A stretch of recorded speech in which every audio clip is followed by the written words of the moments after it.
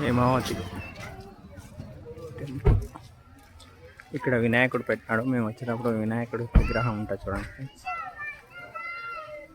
నమస్తే ఫ్రెండ్స్, ఇది హేమావతి టెంపుల్కి వచ్చాము. ఇది అమరాపురం మండలం హేమావతి. ఇలా ఉంటుంది ఎంట్రన్స్.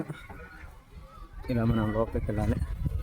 ఇక్కడ హేమావతిలో ఏఎస్ఐ మ్యూజియం ఉంది చూడండి. హేమావతి అని ఉంటుంది. ఇది ఎంట్రన్స్. బిల్డింగ్ మొత్తం అంతా రాతి కట్టడం.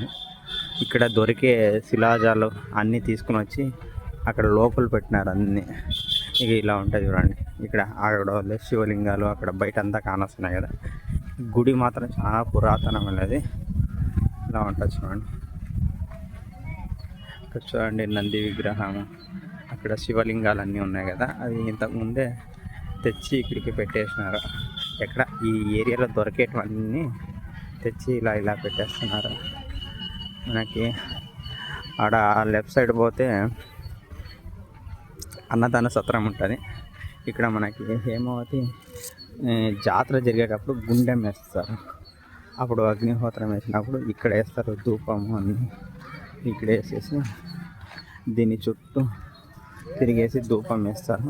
అప్పుడు బాగుంటుంది. ఐ థింక్ 1 వీక్ దాకా జరుగుతుంది. చాలా బాగుంటుంది.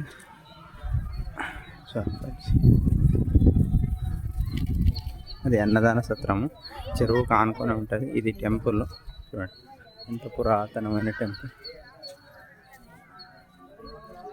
ఇది ధ్వజస్తంభం చూడండి. ధ్వజస్తంభం నుంచి మనం ఇలా టెంపుల్ మనం ఇలా ఎంట్రీ అవుతాం. ఎదురు కనబడేది శివుడు టెంపుల్ ఉంటుంది. మనకి లెఫ్ట్లో వీరభద్రస్వామి టెంపుల్ ఉంటుంది.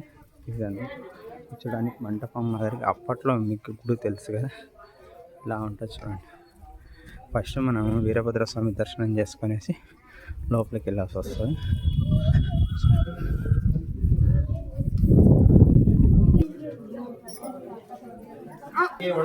ఇలా వీరభద్రస్వామి టెంపుల్ చేసుకొని మనం గుడి చుట్టూరా చేస్తే ఇంకా కింద పోయినాం అనుకోండి, పెద్ద శివలింగం ఒకటి ఉంటుంది.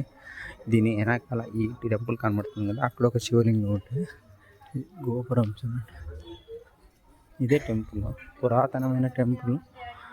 ఇక్కడ ఏఎస్ఐ ఉండడం వలన దీన్ని ఏమి ఆ స్ట్రక్చర్ని అయితే డిస్టర్బ్ చేయకూడదు కాబట్టి ఎలా ఉండే స్ట్రక్చర్ అలానే ఉన్నది. పాత స్ట్రక్చర్ అనేది డిస్టర్బ్ చేయకూడదు కాబట్టి ఇలా ఉంటుంది చూడండి ఫ్రెండ్స్. ఇలా చాలామంది దాడి చేసి ఇక్కడంతా విగ్రహాలంతా అక్కడ చూడండి, విగ్రహాలంతా చేసేసినారు. మనకి ఇది వినాయక స్వామి టెంపుల్ చూడండి.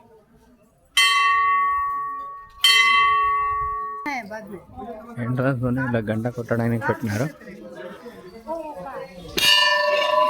సౌండ్ వచ్చింది.